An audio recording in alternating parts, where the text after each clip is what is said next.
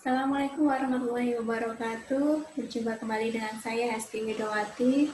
Pada kesempatan ini saya akan share ilmu tentang prinsip pemberian gizi pada balita dan penyusunan menu pada balita. Nah, balita adalah usia 1-5 tahun. Zat gizi balita ini meningkat karena anak dalam masa pertumbuhan yang pesat dan aktivitasnya juga meningkat. Nah, pada usia ini, anak juga sudah memiliki pilihan makanan yang ia sukai. Oleh karena itu, ibu harus lebih perhatian atau memperhatikan jumlah dan variasi makanan yang dikonsumsi balita agar dia memilih makanan yang sehat. Baik. Berikut adalah prinsip pemberian makanan pada balita. Ya, yang pertama adalah jadwal makanan utama dan snack harus diberikan secara teratur dan terencana. Nah, hal ini akan membuat ritme saluran cerna menjadi terpola, sehingga saluran cerna anak akan bekerja dengan baik, sehingga dapat mempengaruhi kesehatannya. Nah, lama waktu makan maksimal 30 menit. Ya. Jadi ketika anak sudah mulai tidak fokus dengan makanannya, hentikan pemberian makan. Dan di antara waktu makan, anak hanya boleh mengkonsumsi air putih dan jangan terlalu banyak. Yang ketiga, biasakan anak makan di meja makan bersama keluarga. Kebiasaan makan yang baik ini adalah di meja makan dan bukan sambil bermain ataupun menonton televisi, agar anak lebih fokus pada makanannya dan lebih kita mengajarkan kebiasaan yang baik dengan membaca doa terlebih dahulu dan kemudian mensyukuri apa yang kita makan hari ini, seperti itu. Berikutnya, lingkungan diusahakan bersifat netral. Artinya di sini tidak ada paksaan atau hukuman pada si anak, meskipun anak hanya makan 1-2 suap saja. Jadi harus lebih sabar ketika anak tidak mau makan atau dia tidak fokus dengan makanannya. Jadi walaupun hanya 1-2 saja, kita ulangi lagi berikutnya ketika anak sudah mulai tenang atau sudah mulai fokus lagi dengan makanannya. Yang terakhir, orang tua harus menjadi teladan dalam pola makan yang baik dan sehat. Ya, anak belajar menerapkan pola makan yang baik serta memilih makanan yang sehat melalui teladan orang tua dan keterlibatannya dalam aktivitas makan. Jadi orang tua harus memberikan contoh makan yang sehat itu seperti apa dan bersama-sama makan bersama di meja makan. Itu tadi prinsip pemberian makan ya pada balita yang apabila masih ada kekurangan harus perbaiki ke depannya. Baik. Pengaturan makanan balita di sini tujuannya yang pertama adalah memberikan zat gizi yang cukup bagi yang pertama perkembangan fisik dan psikomotornya. Jadi ini perlu didukung oleh kecukupan gizi. Kemudian aktivitas fisiknya yang juga semakin meningkat dan memelihara atau pemulihan serta peningkatan kesehatan. Jadi yang sehat harus diusahakan tetap sehat, yang sakit harus dipulihkan dengan gizi yang lebih baik. Seperti itu. Kemudian yang kedua, mendidik kebiasaan yang baik. Ya, yang pertama, makan dalam jumlah sesuai dengan pola gizi seimbang. Itu harus ditanamkan sejak dini. Bentuk dan porsinya sesuai dengan daya terima dan toleransi. Artinya anak bisa menerima makanan tersebut dan tidak ada reaksi yang seperti alergi dan sebagainya. Dia memperhatikan kebersihan individu dan lingkungan.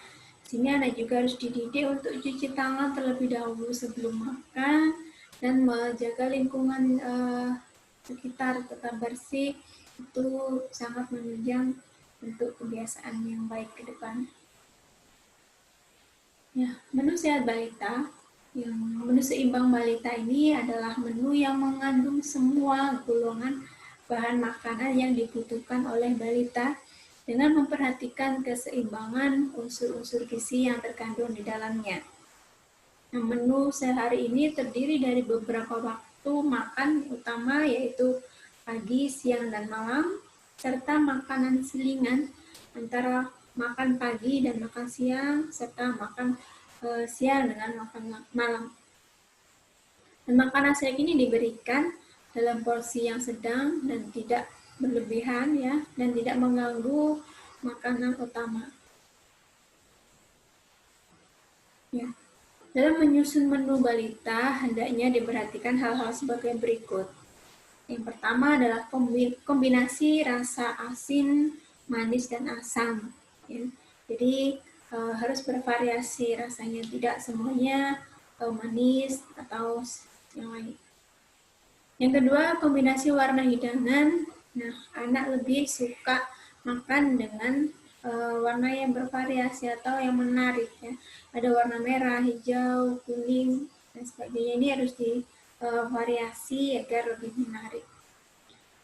Dan juga variasi bentuk potongan. Nah, ini anak akan lebih tertarik makan ketika porsi maksudnya potongan makanan itu ada yang berbentuk persegi, ada yang bulat, mungkin ada yang segitiga, dan sebagainya.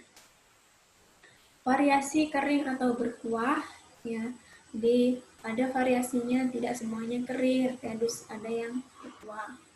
Variasi teknik pengolahan di sini bisa digoreng, direbus atau dikukus dan sebagainya. Nah, suhu makanan yang diberikan ini juga tidak boleh terlalu panas ataupun terlalu dingin. Syarat menyusun menu di sini yang pertama adalah kita harus melihat nilai gizi makanan. Jadi semua gizi makanan harus ada di dalam satu porsi makan. Contohnya karbohidrat, protein, lemak, dan vitamin dan mineral itu harus dipertimbangkan, harus ada semua. Kemudian biaya yang tersedia ini juga harus menyesuaikan dengan budget ya. Tidak harus mahal, makanan saya tidak harus mahal, tapi Anda sesuai dengan kebutuhan dan kecukupan. Kemudian dapat diterima oleh anggota keluarga. Di sini anggota keluarga semuanya menyukai makanan yang disusun oleh ibu dan juga tidak ada yang alergi, misalkan seperti itu. Dan yang terakhir adalah mudah dibuat, artinya di sini tidak menyusahkan ibu dalam mengolahnya atau membuatnya. Misalkan semua alat peralatan ada dan kecukupan waktu itu juga disesuaikan.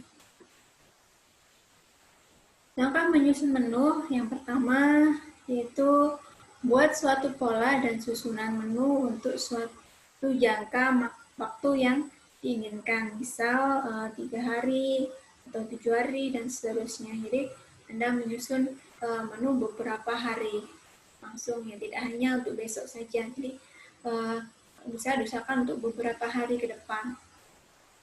Kemudian mula-mula cantumkan makanan pokok ya dalam daftar menu tersebut.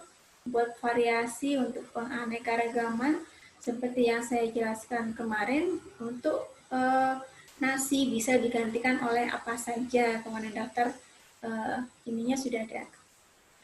Cantumkan lauk pauk ya. Lauk pauk ini dipilih dari protein hewani dan nabati. Keduanya harus ada, usahakan harus ada keduanya, protein dan nabati, dan buat variasi setiap harinya. Berikutnya cantumkan sayuran. Ya, di sini usahakan setiap hari menggunakan sayuran yang berwarna hijau. Ya. Kemudian cantumkan buah. Nah, ini buah kalau bisa disesuaikan dengan musim, karena kalau musim lebih murah dan lebih ya akan lebih menghemat seperti itu. Yang terakhir yaitu cantumkan makanan selingan. Jadi usahakan menggunakan beraneka ragam bahan makanan. Ya. Jadi dalam menyusun menu ini semuanya lengkap, ada zat gizinya masing-masing. Ya, pengolahan makanan tentu ibu-ibu semua sudah paham ya, sudah tiap hari memasak. Jadi setiap kali kalau mengolah makan, yang pertama harus dicuci dulu ya. Proses pencucian ini sebaiknya sebelum dipotong ya, dengan menggunakan air bersih yang mengalir. Pemotongan bahan makanan ini bertujuan untuk memudahkan makanan untuk masuk ke dalam mulut dan tubuhnya, terutama untuk balita. Jadi mungkin potongannya harus lebih kecil ya, dan lebih bervariasi bentuk potongannya. Kemudian proses pengolahan dan pemasakan di sini umumnya dilakukan dengan pemanasan ya. Jadi harap diperhatikan, jadi panas ini jangan terlalu lama seperti sayur, jangan sampai terlalu matang. Jadi pengolahan makanan ini sangat menentukan hasil dan kualitas suatu makanan. Berikut adalah contoh menu sehat balita yang saya buat. Mungkin ibu-ibu bisa menerapkan hal ini, ya, bisa memvariasikan sendiri. Jadi setiap makan pagi di sini jadwalnya jam 7 sampai jam 9 ya. Jadi jangan sampai lebih dari jam 9 untuk makan pagi atau sarapan. Dan makan pagi ini tidak harus dengan nasi ya, jadi bisa digantikan oleh kentang, bisa mie atau roti dan sebagainya. Dan ada makanan selingan sebelum jam makan siang, yaitu jam 10.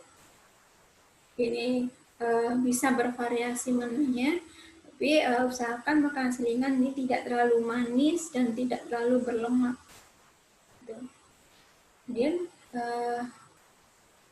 makanan berikutnya di sini ya, saya contohkan ada makaroni skotel kukus. Nah, di situ sudah mengandung semua jenis zat gizi ya, untuk karbohidrat dari makaroninya ya. Untuk proteinnya bisa Anda tambahkan potongan ayam atau sosis ya. Kemudian di situ juga bisa ditambahkan sayur seperti wortel ya. Nah, di situ juga banyak, juga ada susu dan tepungnya ya. Jadi sudah lengkap, hingga menambahkan buah ya. Anda boleh menambahkan buah apapun ya yang disukai dan sesuai dengan musim gitu ya. Nah, ini bisa diperhatikan dan diikuti atau dipraktekkan nanti besok di rumah ya, dalam membuat susunan menu seperti ini. Baik, terima kasih. Itu saja yang bisa saya sampaikan hari ini. Semoga bermanfaat dan bisa dipraktekkan untuk kedepannya. Terima kasih saya sampaikan. Assalamualaikum warahmatullahi wabarakatuh.